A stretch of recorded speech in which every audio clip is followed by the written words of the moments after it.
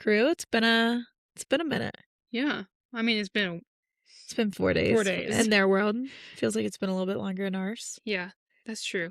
Yeah. We're just running around trying to Survive. 2026 is wild. It's a wild time here. It's like a wild, wild west. Yeah. Just one thing after another. When it rains, it pours. All those sayings, they're all true. They're all true. Okay. But we're happy to be here with you guys. Yeah, happy to be recording. All right, welcome Cadaver Crew. Get your dark little minds right and settle in. Class is in session and the cadaver is already on the table. I'm B. And I'm Sam. And this is the Cadaver's Files. There we go. All right, let's get started.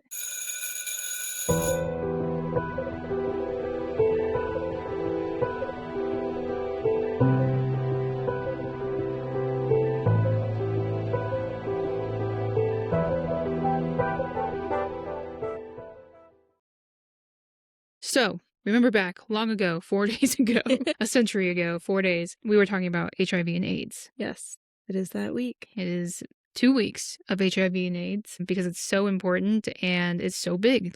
The whole thing is just massive. Yeah, B and I were talking in the middle of all of this that we probably could have made like part 3 and part 4. Yeah. But we're trying to limit it a little bit, but maybe later on we'll come back and revisit this and go over the stuff that we didn't originally go over. Yeah, absolutely. If you remember way back when we were talking about it 4 days ago, we were talking about HIV and AIDS and the stigma around it and how people think of it as a gay disease, the gay flu, and really the junkies and all of these really awful names that they're throwing out there to kind of separate, segregate, and abuse other classes of people. Yeah, it's not us, it's them. Right, exactly. And so really there's this idea of sex and needles. That's the way you get HIV and AIDS, right? Well, we're going to talk about the other, probably to me, more nefarious way to contract HIV and AIDS through medicine. Through medicine. Right? And so it's much less often discussed, and this is why I thought it was so important to bring it up. But medical products themselves became a major transmission route. Of course they did. Right. Especially when we're not doing any of the studies because we've already determined it's a them issue, not an us issue. Do you know how many people we infected as a medical population with HIV without realizing it because we weren't doing proper research to understand this disease? Or even bother. Yeah. Testing for anything. So in the 1970s and early 1980s, blood plasma products were widely used to treat people with hemophilia. And if you don't remember what that is people that can't naturally clot. So they will lose a lot of blood for very minor injuries. And so blood transfusions are very popular because then they can receive the clotting factors they need in order to really survive the dangerous world that we live in. And for the medical listeners that are hearing this, just know that we're taking all sorts of blood transfusions and simplifying it and putting it into one. Know that we understand that there's a difference between fresh, frozen plasma and platelets and all of those things, but we're simplifying this a bit for the case study. Right. And there's factors. The factor that they're looking for in the plasma specifically is factor 8, I believe. And so there is a lot more into that, but we're here to talk about the nefarious actions of really bad people. Yeah, as we tend to do in this podcast. Yeah, I'm trying not to say shitty people because we said that a lot before. So every week, when we listen back to our episode, our final time before publishing it, I'm like, I could make a drinking game every week off of our episode. Like, just take a sip every time we said shitty during the ECT episode and ECT case file, and you'll be wasted by the end of it. Yeah, absolutely. Maybe we'll have to do that during a holiday. Yeah. Or something. Or the anniversary of our show. 1 year anniversary drinking game for everyone. That would be so fun. Yeah. Just do it live with everyone. Oh gosh. That sounds dangerous. It does. Okay. So something interesting that I didn't know that I feel like is important to point out here when we're talking about the products, blood products, and plasma specifically for treating hemophilia. I always look at you because I'm like, did I say that right? Yeah. And so what's interesting to me is that they pool it together from multiple donors. It's not a one-to-one. I never looked into it. Yeah. So that meant if a single donor was infected with HIV or any other virus like hepatitis, they would infect the entire pool. Well, that doesn't make sense to explain that in a different way because we're taking blood from people to give to one person. Yeah, multiple people, and it's mixed because they have to. But the people that gave the blood aren't being re-exposed to the blood. No, but the person receiving. Yes. But So, they make multiple batches. Think of it as like a batched process. okay, I think I understand what you're saying. So you're saying that when they pull this blood, if one person out of the, call it 5 that gave it, even though it was only 1 out of 5, they are passing on this disease to anyone that they're donating to. Correct. Okay, the way it was first. We're good. We're back. So I thought that was interesting because that means you can contaminate a whole lot with just one person. Yeah. If you're not doing really good screenings. So by the early 1980s, kind of when we talked about last time, scientists and clinicians already knew that HIV could be transmitted through blood and blood products. They knew that already. And heat treatment and improved screening were known safety measures. And I point this out because we're going to find that people ignored this. As they like to do. Right? But those protections weren't fully implemented before tens of thousands of people worldwide were exposed to contaminated products, many of them children. Yes. And just like a medical tip, hemophilia is often found in children. Goodness, I'm not going to remember this off the top of my head, everything, but basically, like, we have a kid takes a minor fall and they have this huge hemarthrosis, so lots of blood pooling in that joint, or they bruise really easily, or things like that. And so this is often found as children, off the top of my head. Yeah. And we're going to talk about it in the upcoming episode, part 2, how those children were treated. But let's talk about the history of prison blood harvesting. Well, this sounds good. Right? Okay, so blood really was a commodity post-World War II in the medical system. Needed to find a way to harvest it. Where was it coming from? Plasma, specifically, and its derivatives, clotting factors, immune globulins, were in consistent demand. In the United States, unlike many European countries, blood became commercialized very early, and maintaining a cheap, steady supply was essential. You know, we like to commercialize things here in the States. Absolutely. Make that money. So capitalism. Prisons, especially in the rural South, provided a really good source for this blood, or so they thought. And let's all, before we get too deep into this, remember that we said last episode that close quarters such as prisons were very high places for HIV to be transmitted easily. Mm-hmm. So we're really setting ourselves up for success here. Right. So incarcerated people were always available and could be scheduled to donate regularly because you control their schedule. Yeah. They're always available for you. Why not? You know, they had no real ability to refuse anyway, and their work was not compensated with cash wages. In fact, the one we're specifically going to talk about in Arkansas, the law prohibited paying prisoners for labor. So in lots of states, if you work in prison, you're paid for that and it goes to like your commissary, or you can use it to pay for resources. But in Arkansas, you weren't paid for your labor. So some would call that slavery. Yes, call it as it is. Right. So what that meant in practice was that selling their plasma became one of the only ways inmates could legally earn money for their small personal items. And like I said, commissary items like soap. Yeah, things that you actually need. Toothpaste. Yes. Right. For human decency, things that you would need. So even before HIV, a high rate of infectious disease among incarcerated populations was well documented. We knew this. We knew going into this. Medical warnings were already telling blood collectors that prison donors were a known high-risk group, as you said. Yep. We know. Other countries begin phasing out prison blood sources as a result, but the United States? No way, Jose. We want that free access. Inmates themselves later reflected on the system.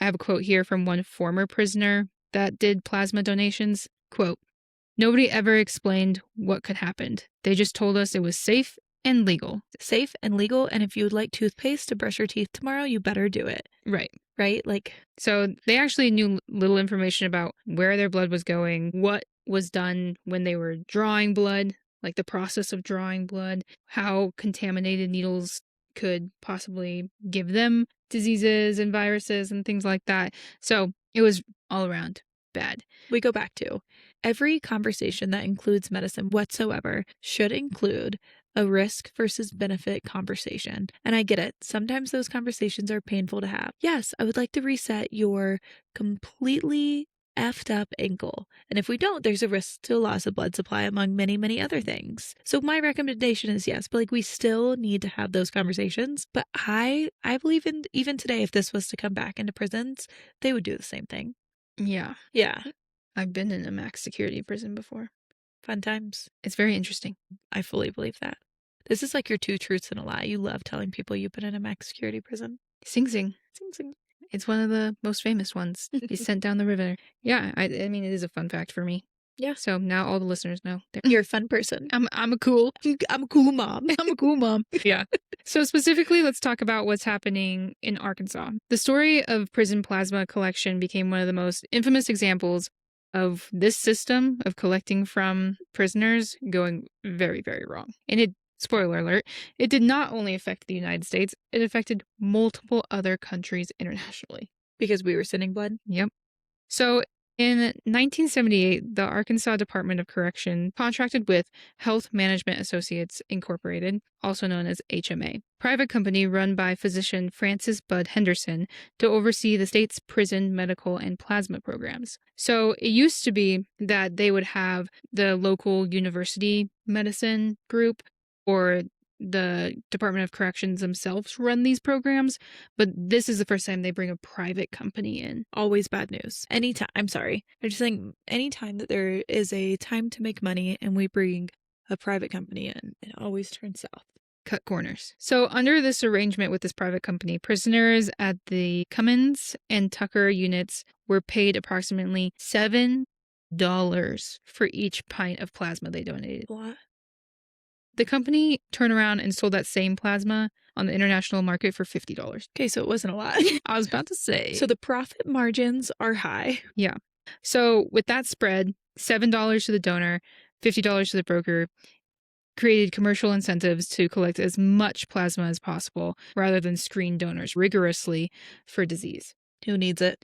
Who needs screenings? Greediness always wins. Prisoners sometimes sold plasma as often as twice per week because they had no other way to access cash inside. Do you know off the top of your head what they recommend? I should probably know since we're doing this episode. According to FDA regulations, you can donate plasma a maximum of twice in a 7-day period, with at least 2 days between donations. While some organizations like the Red Cross may have stricter guidelines, such as every 28 days. Yeah. And who knows if they were doing 2 in 1 day because their commissary day was on Monday, so they had to get all their money on Sunday or on Friday. I don't know. So this program continued even as the HIV epidemic began emerging in the United States, which we kind of talked about last episode. In December 1982, the U.S. Food and Drug Administration, aka FDA, issued a warning that prison donors were more likely to be infected with AIDS and hepatitis. Nevertheless, good old HMA and the Arkansas DOC continued selling plasma, including the international broker in Montreal, Continental Pharma Cryosin, which then sold the plasma on to other people, including Red Cross agencies in Canada. And it just stinks because, like, even now we're constantly in a blood shortage, you know? So, of course, we're trying to accept these things because we hope that these people are doing the right things when they sell them to us. And when I say us, I mean to the Red Cross, you know, to medicine. Mm-hmm. But would you know, you can't trust nothing. It's also interesting to me that it goes through so many companies to get to the Red Cross. Mm-hmm. You know, and so usually when I would donate blood, which was rarely because I have a tattoo addiction, so can never donate blood, but it was the Red Cross was putting on the events, and so it was you knew it was going straight to the people that were then going to turn around and use it.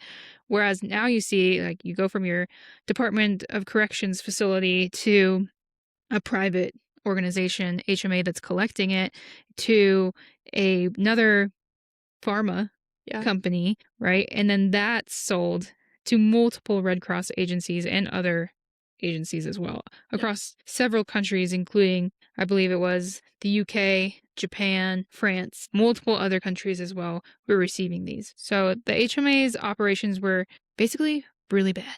Basic safety out the door. They had inaccurate record keeping, failure to destroy plasma from donors known to have hepatitis. Oh my God, known? Why are they donating in the first place if they're known to have hepatitis? And situations where prisoners drew blood from one another and then reinfused incorrectly. Yikes. Yeah. So a lot of times they wouldn't send staff to go do that. They'd be like, hey, you prisoner, go draw this guy's plasma. And then they would reuse needles and the tubing and all of their materials because they only had one set. Yeah. And so the prisoners are like, yeah, stick me. I need money for my commissary. And yeah. Another former inmate described the atmosphere bluntly, saying they didn't care. if you had to crawl to get there, you were able to give blood. Yikes. I was just saying that now, like, you have to be in healthy condition, which, like, there's probably definitions to that, and at least 110 pounds. And I was like, that's an interesting cutoff mark if you're able to crawl to get there. It's honestly sad because then you know by that comment that prisoners are crawling to get there so that they can buy their commissary. Yeah.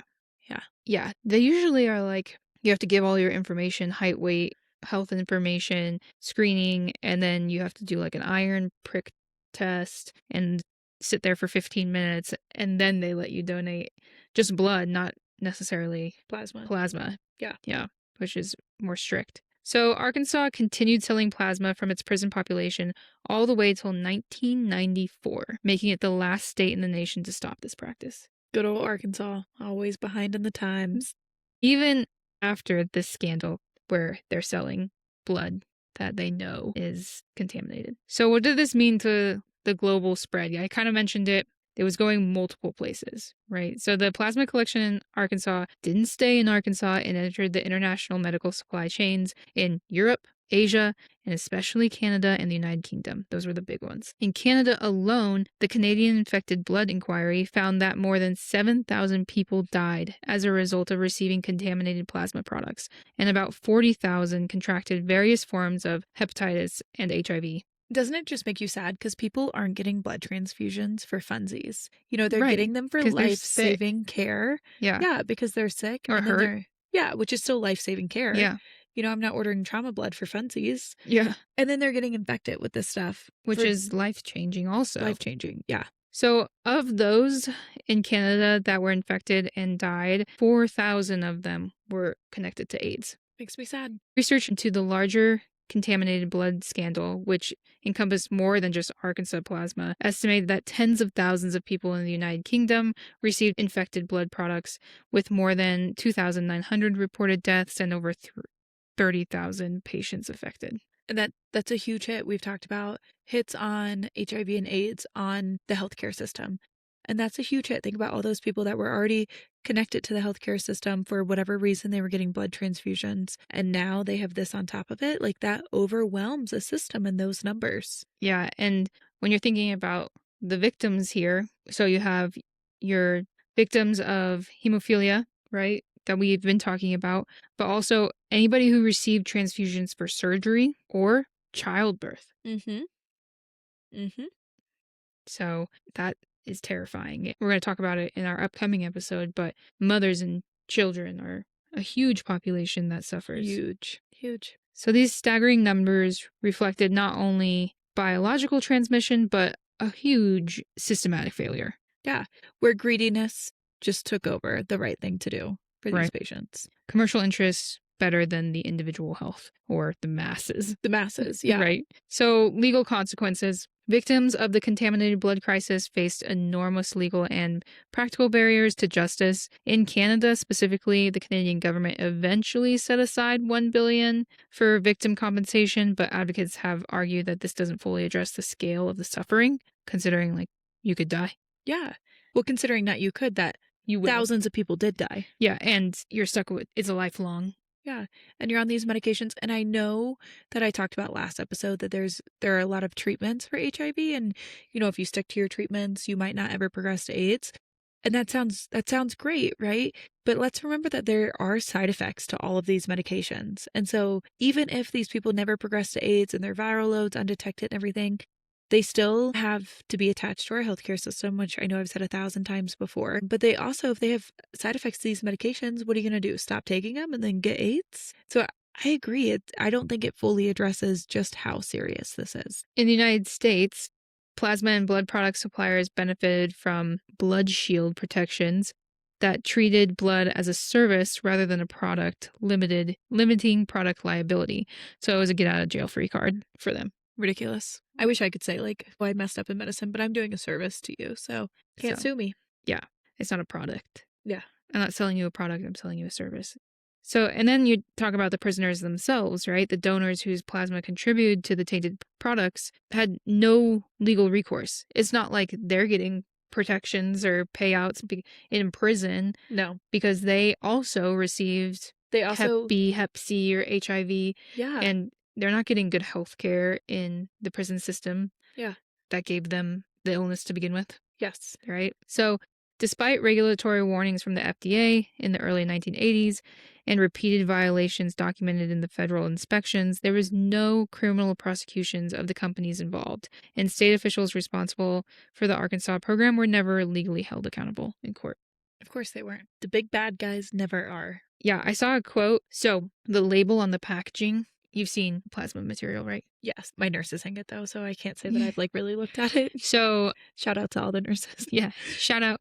You rock. You rock. A lot of times in the packaging or on the bag itself, it will say where it's from. And so these ones were marked as a DOC, but it didn't say Arkansas Department of Corrections. It said ADOC. Yeah. That's it. And so when they received them, they saw that they were from ADOC, but it didn't clearly say that. And so I think the president of HMA, the company that's selling them these products, was like, we weren't hiding what we were selling. It had it on the name's right there. The name's right there. You knew what you were buying. We couldn't possibly be at fault, and it's not my fault those people died because you knew where that blood was coming from. Yeah.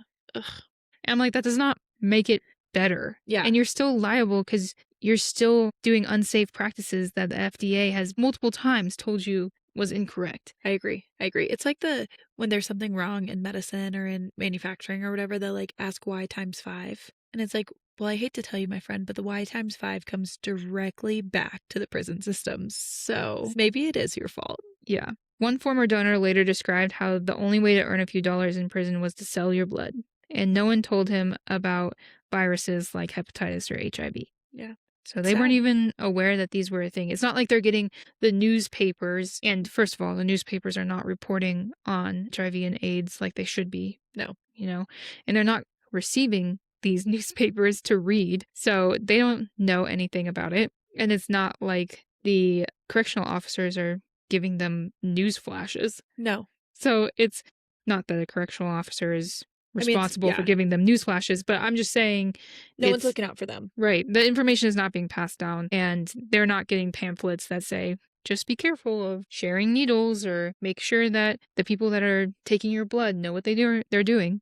Yeah, maybe not a fellow prison mate, but like a nurse to come in. And imagine being a hemophiliac and believing you were receiving like life-saving treatment. Yes. You're like, this is life-saving. And then you just get left with lifelong infections and watch your loved ones die because you infected them too. Or a lot of this is also through families, right? It's usually not one child is a hemophiliac. It's like all of them. Yeah. Right? So you don't get infected, but your brother or sister do. And you watch them essentially die. Yeah. Because of this. It's just truly awful. And something that's truly preventable. Like once the FDA knows that this is highly spread through the prison system and that this should not be happening, or if it is going to happen, needs to happen through these very strict processes, and we continue to ignore it, like that is preventable. That is our fault. That is greediness. Mm-hmm. Yeah. Yeah. There is also a tie to some politics in this story, and I didn't get into it because I thought it was more important to talk about the groups that were affected. But I did think it was interesting that actually Bill Clinton was named in some of the lawsuit actions. Yeah. Yeah, because he was the governor of Arkansas in 1979. A few years later, he becomes president, right? And that's crazy to think he's in the beginning of his political career and the governor of Arkansas. And he's involved with the prison board and Department of Corrections. And this HMA company was awarded a $3 million contract to run the prison's medical system. And then he ends up on the class action suit. And I just think there's a lot of other items here that get a little shady. Absolutely. There's lawyers that are paid off. It's very interesting, but I didn't get into it because I thought it was more important to talk about the way it was spread and how this directly goes against the stigma that AIDS is just a gay man or a minority group problem. This is an everybody problem. Yeah. Yep. Yeah.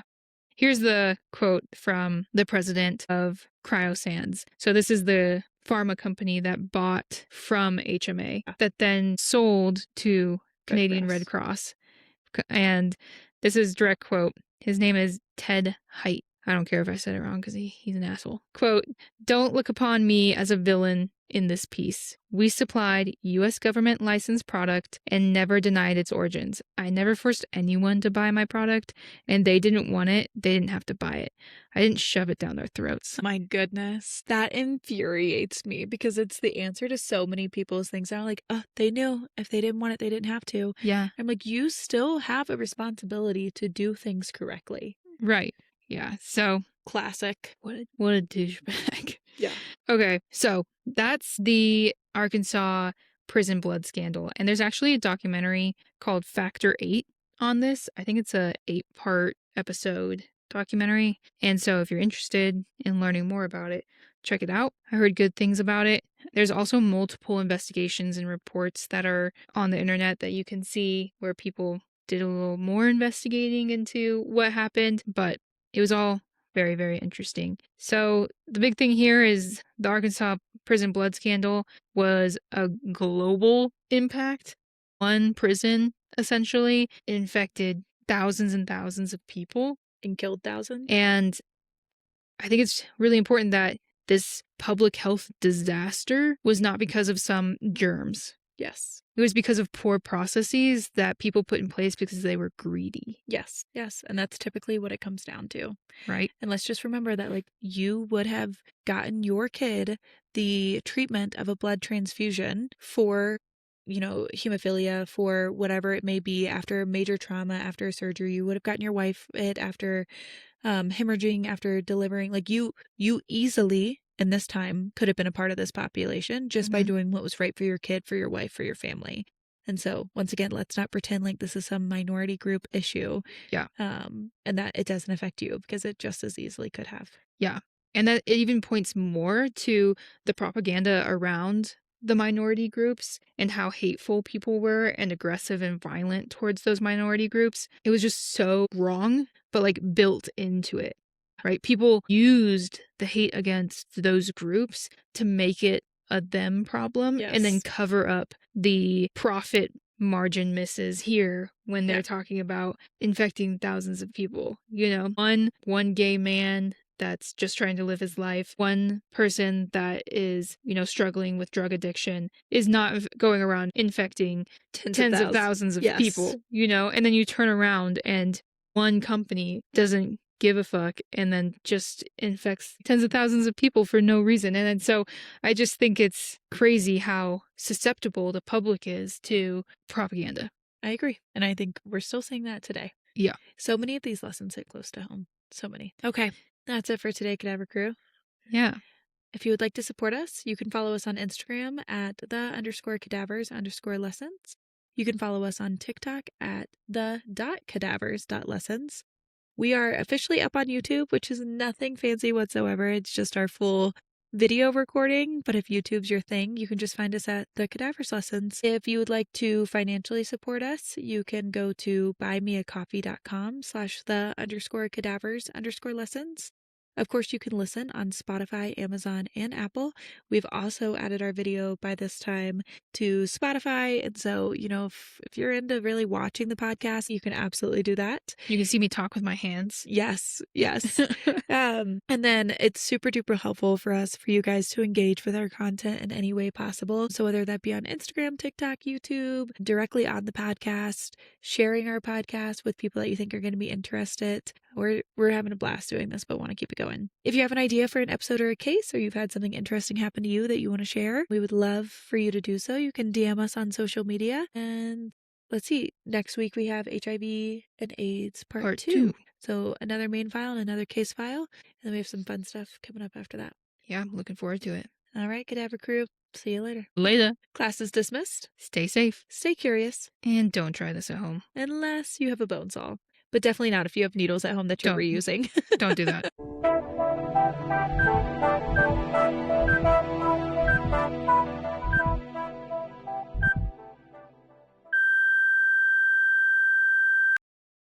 This podcast is for educational and entertainment purposes only. We discuss the history of medicine, not your personal medical situation. Nothing you hear on this show should ever be taken as medical advice, diagnosis, or treatment. Some of the information discussed may be incorrect or become outdated over time. We do our best to stay current with medical knowledge, but medicine changes quickly. Additionally, because we do not work in every specific field we discuss, there may be times when we misspeak or misinterpret information. We're all human and we're doing our best for the podcast. Every medical case is unique, and your health decisions should always be made in consultation with your own qualified healthcare professional. If you have any questions or concerns about your health, please reach out to a licensed provider who can give you guidance based on your individual needs.